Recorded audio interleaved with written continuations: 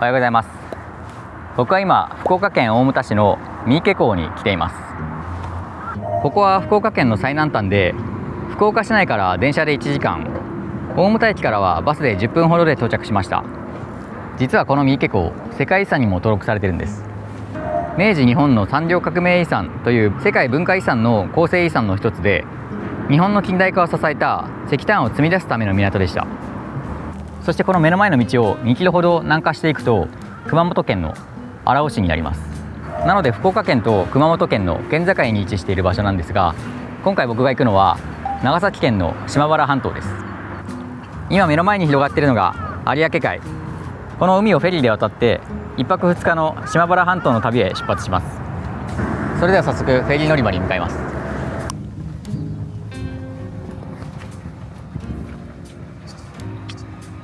福岡の大牟田と長崎の島原を結ぶ三池島原ライン、およそ50分で移動できます。このフェリーに乗って島原半島に向かいます。陸路よりも距離が短くて移動もスムーズ。しかも有明海の景色を眺めながらちょっとした船旅気分も楽しめます。有明海は周りを陸地に囲まれているので波が穏やか、揺れが少なくて船酔いが心配な人でも安心です。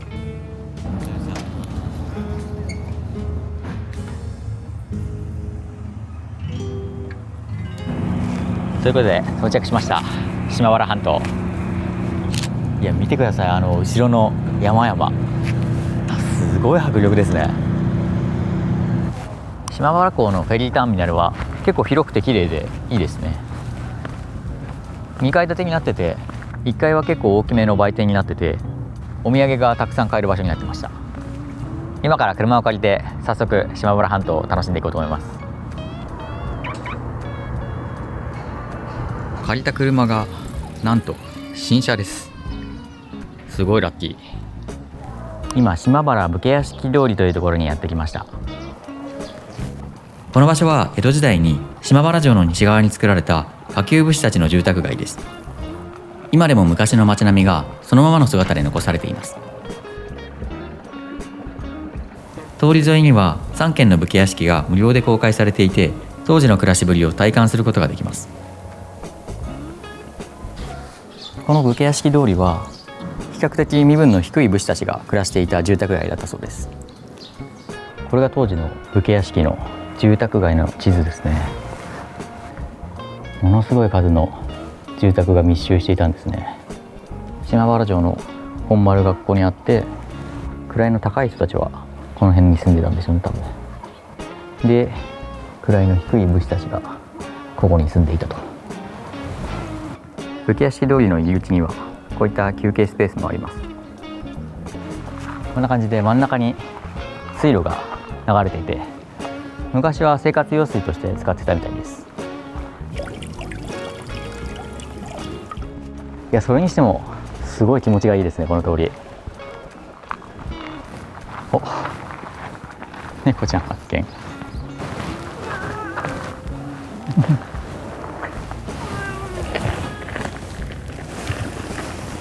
ゴロゴロしてるね。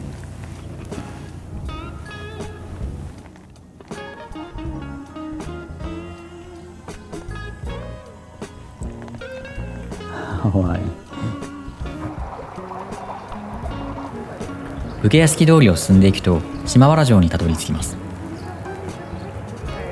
島原城にやってきました。真っ白な5層の天守が美しいですね。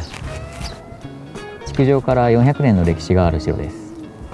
そんな島原城ですが、歴史でも有名な島原天草一揆の舞台にもなったところです。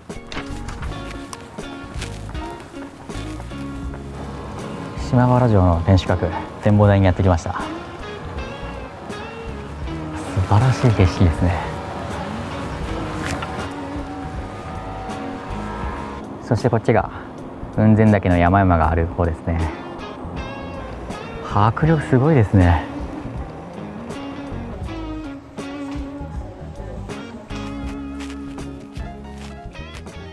島原城行ってきました。入場料が700円ってちょっと高いかなと思ったんですけど、実は城内が博物館になってるんですよね。ここで島原の歴史やキリシタン文化も深く知ることができるので、島原半島の観光のスタートにはすごくちょうどいい場所だと思いました。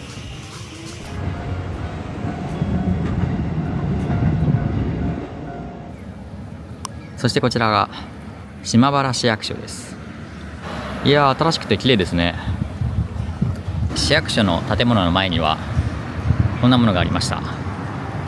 島原温泉の飲泉所と呼ばれるところですね。飲める温泉ということで、ちょっと飲んでみたいんですが、温泉がほとんど出てないので飲めないですね。飲みたかったな。市役所からは島原城も見えますね。市役所の目の前にはサンシャイン中央街というアーケード街がありますね。さあ、ここで改めて今回旅する島原半島についてをちょっと紹介したいと思います。島原半島は長崎県の東側、有明海に突き出すような形の半島で、島原市、南島原市、雲仙市の3つの市からなっています。全部合わせた人口はおよそ12万人ほどです。島の中央には雲仙岳を中心とした火山がそびえていて、自然豊かで火山、温泉、水の町として知られています。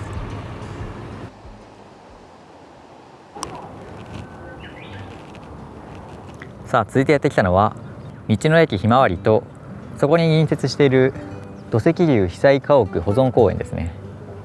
道の駅が隣接しているとは思いませんでしたが、先に気になる方に行きます。ここは1990年代に起きた雲仙普賢岳の大噴火によって実際に土石流に埋まってしまった住宅をそのままの形で保存している場所です。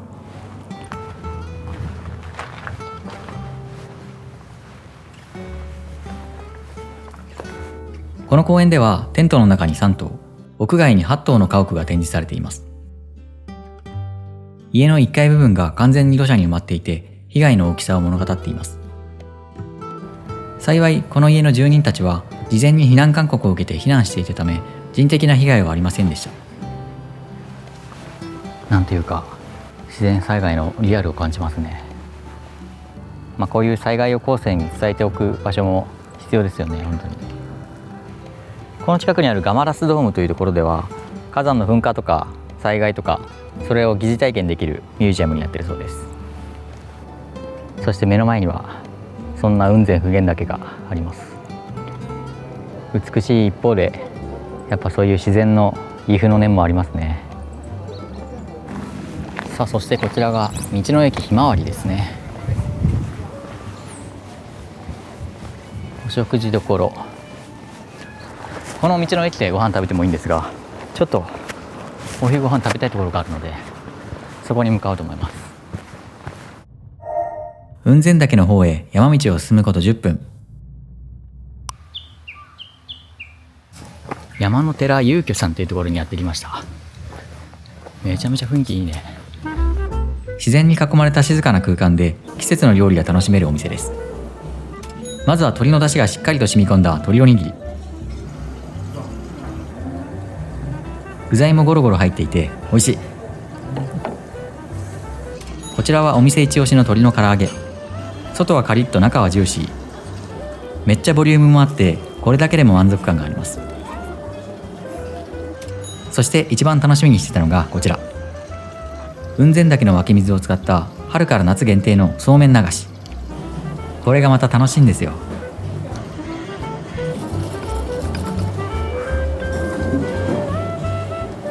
流していきます。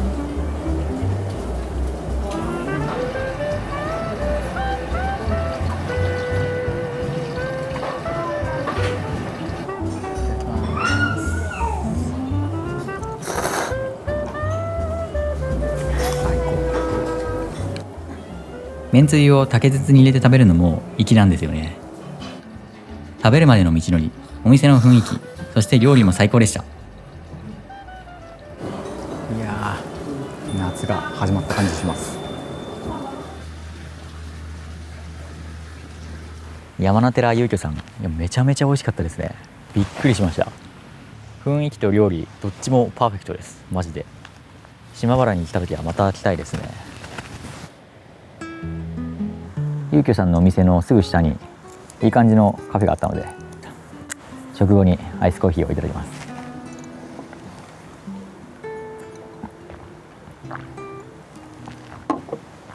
いやー最高だね。すぐ下のコーヒーショップもめちゃめちゃ雰囲気いいですね。ロケーションがほんと抜群にいいですね。この雲仙の山々で、ちょっともうお腹いっぱいではあるんですが、可愛らしいミニ食パンが売ってたんでそれを買いました。これもでも1個120円ですよ。めちゃめちゃ安いですよね。今島原半島めっちゃいいですね。いや、食後のコーヒータイムとしてはこれほどないですね。極上ですね。この後は雲仙の山を登って雲仙ロープウェイに行こうと思います。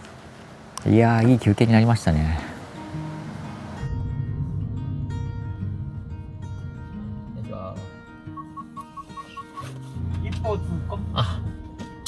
ありがとうございます。もうここから一方通行の道なんですね。山道で対向車が来ないのはありがたいね。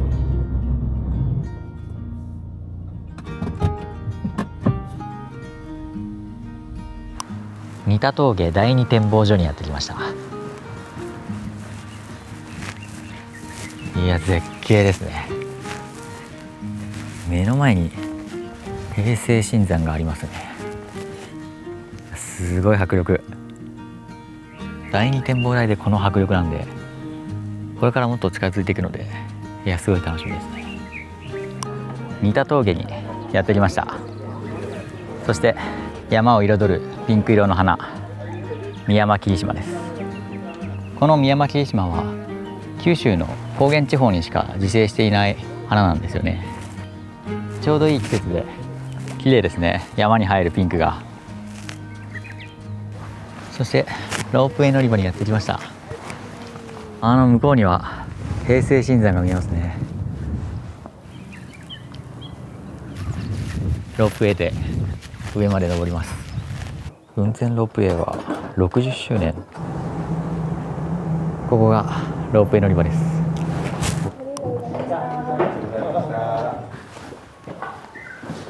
このロープウェイは時間で決まってるわけじゃなくて、12分間隔で動いてるみたいですね。今僕以外は誰もいません。これより妙見岳駅まで上りで約500メートル、3分ほどの行程がございます。私どものこのロープウェイは昭和32年10ヶ月余りの月日をもって出来上がりました日本の国立公園最初のロープウェイでございます。雲仙小岳の最高峰、標高1360メートルの普賢岳でございます。天草諸島の島々など素晴らしい景観が開けてまいります。妙見岳駅に到着いたします。迫力半端ないね。うわ、独り占めだ。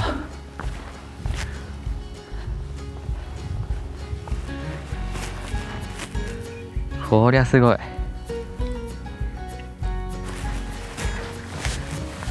あれが頂上か。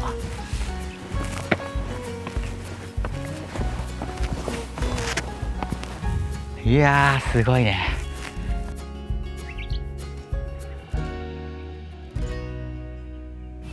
妙見岳展望所です。目の前の緑色の山が普賢岳で、その後ろが平成新山ですね。あの山はすごい綺麗にミヤマキリシマが咲いてますね。なかなか乗るのにスリルがありますね、ここは。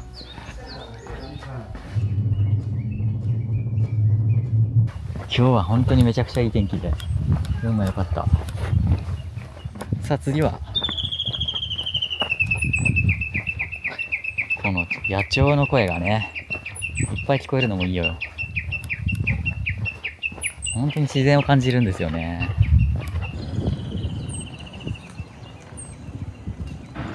さあ続いてやってきたのが雲仙地獄のエリアですね。もう車を降りた瞬間から硫黄の匂いが漂ってきています。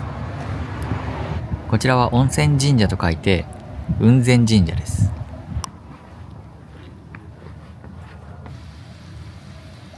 早速地獄谷巡りしていきましょう。ここには温泉卵がありますね。地獄谷の方にも多分あると思うので、さあ行きますか。この目の前のスタイリッシュなホテルは星野リゾート界雲仙ですね。いいな、泊まってみたいわ。一気に硫黄の香りが強くなりましたね。さあ進んでいきます。さあ開けてきましたね。いやすごい。いやー綺麗。うわびっくりした。いやまさかこんな近くに猫ちゃんがいたなんて思いませんでしたね。世界平和の象徴みたいな景色です。いやー触りたいけど気持ちよさそうに寝てるからバイバイ。雲仙地獄にやってきました。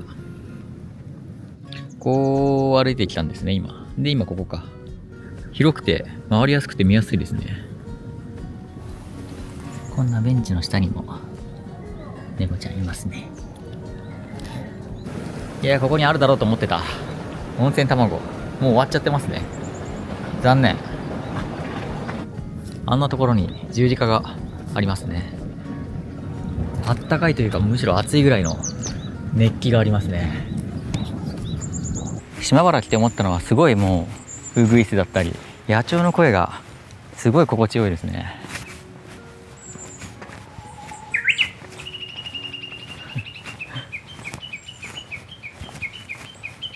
まさに島原半島がジオパークになってるってのもすごいうなずけますね。ぐるっと一周して地獄巡りを楽しんできました。いやちょうどいい散歩って感じでよかったですね。ちょうど人もいないタイミングで地獄を貸し切り状態でしたね。この辺のホテルに泊まってる人は夜の景色とかもすごい綺麗なんでしょうね。もっとまだいるね。ちょっと体勢が変わった。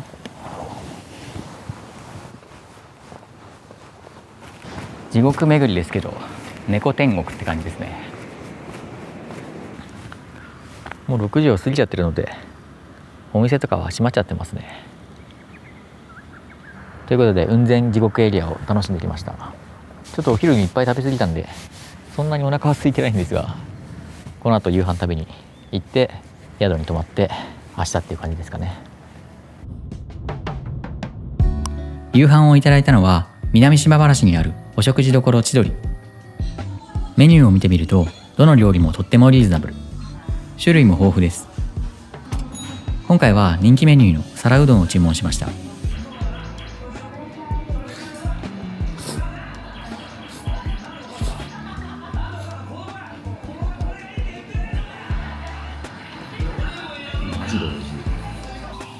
家族で営まれているみたいで店内も落ち着いた雰囲気、居心地が良かったです。いやーマジで美味しかったですね。ごちそうさまでした。千鳥さんで夕飯を食べてきました。いやーびっくりしましたね。本当に過去一美味しい皿うどんでした。あんにほんのり甘さがあって麺ももちもちして弾力があってボリュームめちゃくちゃありますし、なのに700円っていう異常な安さ。いやいいお店でしたね。で夕飯を食べたのでこれから今日泊まる宿に向かって明日に備えたいと思います。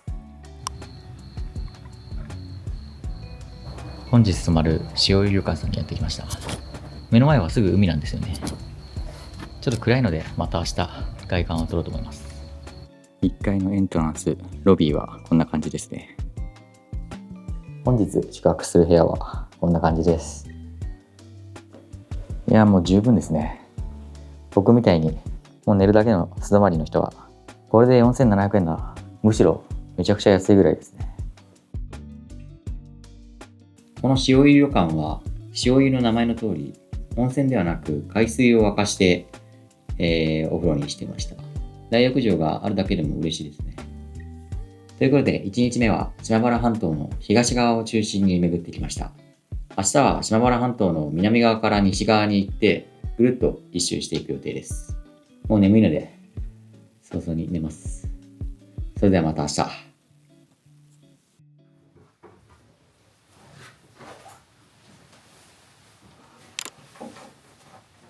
おはようございます。島原半島2日目始めていきます。昨日泊まったのがこちらの塩湯旅館さんです。そして目の前には有明海が広がっています。せっかく海の前の朝なんで散歩してみますか。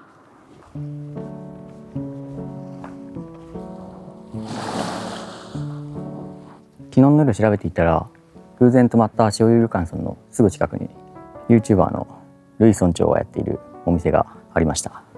それでもカレーが食べたくて、今日は営業しないんですが、代わりに猫さんがお出迎えしてくれました。カレー食べたいんかい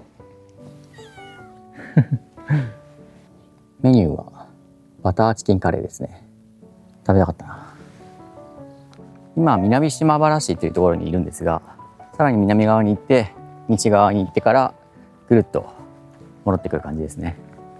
天気は曇りですね。さあ行きましょう。まず最初にやってきたのが原城跡ですね。原城跡の駐車場に着きました。今ここに着いて、この赤枠のエリアが全部世界遺産のエリアなので入っていきます。ここが原城跡の入り口ですね。いやー、もう見るからに敷地広そうだな。今原城跡の本丸に向けて歩いています。ここで少しだけ原城の歴史を振り返ってみます。時は江戸時代初期、原城は1604年、キリシタン大名有馬氏によって築かれました。その後、有馬氏が別の地へ移り、松倉氏が新たな領主となると、島原城が築かれ、原城は1618年に廃城となります。そこから領民たちの暮らしは一気に苦しくなっていきます。重すぎる年貢に不作による上、払えない者には容赦のない拷問が加えられました。さらに増え続けるキリスト教徒に対して、幕府は信仰を禁じ、厳しい弾圧と改宗の強制を行います。そうした中、1637年、ついに民衆が立ち上がりました。これが島原天草一揆です。総大将はまだ10代半ばの少年、天草四郎。彼が率いたおよそ3万7千人の民衆は、この原城に立てこもり、幕府軍と対峙します。しかし、全国から集められた12万の幕府軍に包囲され、3ヶ月に及ぶ籠城戦の末、原城は陥落。民衆のほぼ全員がこの地で命を落としました。その後、幕府はこの場所が二度と使われないように、石垣などの構造物を徹底的に破壊し、城を完全に消し去ろうとしました。近年の発掘調査では、崩れた石垣の中から十字架やロザリオ、そして無数の人骨が見つかっています。原城跡は、そんな信じる者のために命を懸けた人々の最後の場所だったんです。いやー、壮絶な戦いがあったとは思えないほどのどかですね。現在は建物は残っていませんが、城の跡全体が整備されていて、世界文化遺産として登録されています。原城の本丸跡に到着しました。この場所は島原天草一揆の最後の舞台となった場所ですね。実際に歩いてみると、今は見晴らしが良くて静かな丘っていう感じですが、ここが日本の歴史の転換点でもあったわけですね。この島原天草一揆は幕府にとってもかなりの衝撃だったみたいで、それによってキリスト教はより一層厳しく取り締められるようになって鎖国につながったっていうわけですね。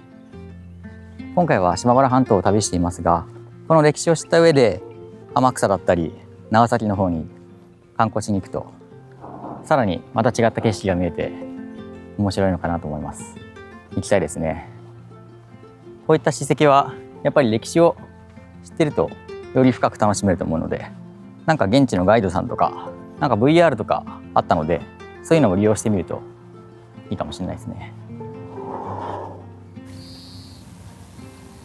今原城跡に行ってきたので、さらに進んでこのエリアに向かいます。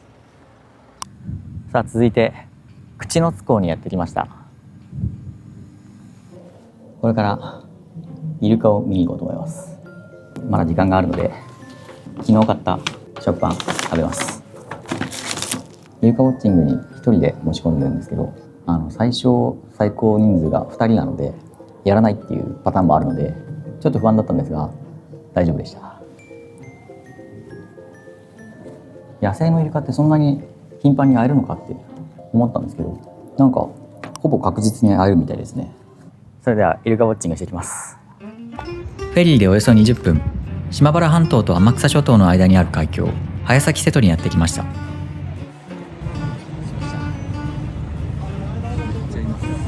このエリアには200頭以上のイルカが定住しているそうで、一年中野生のイルカを見ることができます。いましたね。おお、す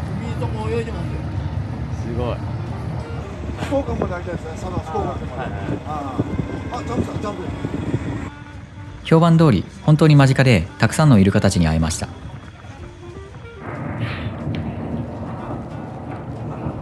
イルカウォッチング楽しんできました。良かったですね。本当に間近にイルカを見ることができて楽しかったです。ジャンプしたりとか海藻で遊んだりする姿見れて面白かったですね。また口の巣を離れて次に進みます。さあ続いて南串山七畑展望所というところに来ました。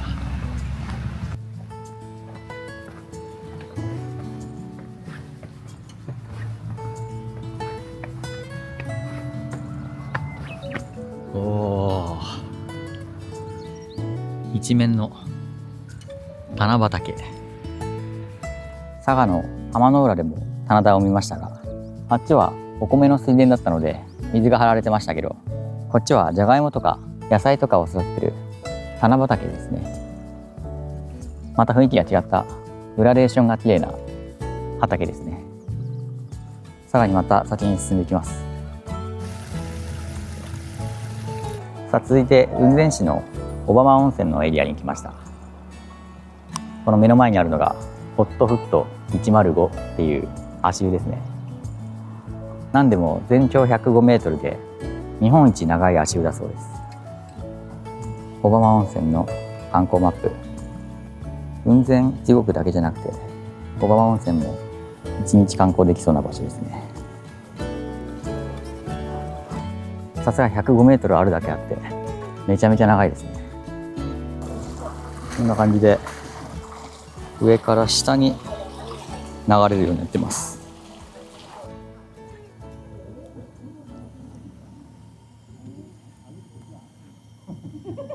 カゴと卵2つ、はいはい、そしたら2番か6番か空いてますので、はい、これはもう入れて閉じるだけです。そうです。入れて真ん中のに入れられてですね、これで真ん中の方に入れてください。わかりました。なるほど。真ん中に入れられて、もうここですからですね。はい。こういうことですね。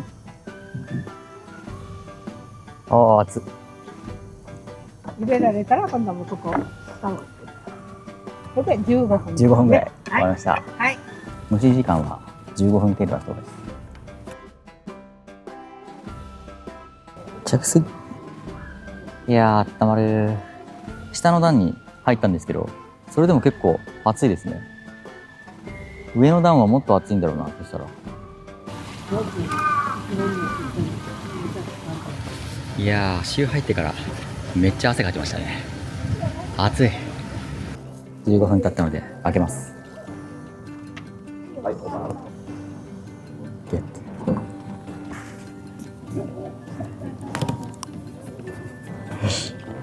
熱い。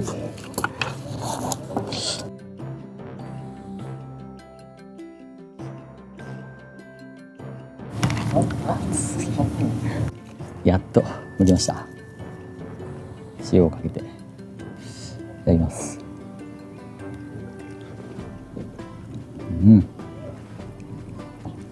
あっともう美味しい。場所を移動しました。ゆで卵を剥くための水道があったことを知りませんでした。そりゃ熱いよなと思います。やっぱ温泉地で食べる温泉卵最高ですね。小浜温泉楽しんできました。島原半島の西海岸を北上していきます。さあ続いて千々和展望台というところにやってきました。千の千の石と書いて千々和と読むらしいです。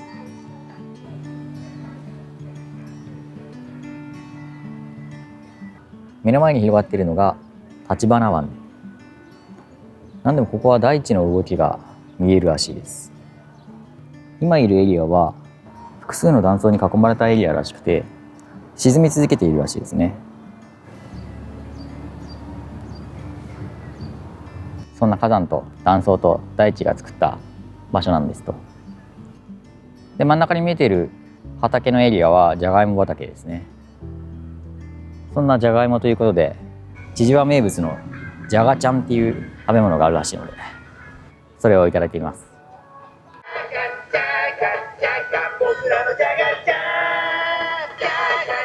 じゃがちゃんを買ってみました。いただきます。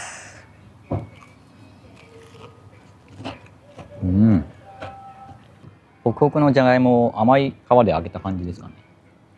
なんか食べたことない感じしました。あちちちち、危なかった。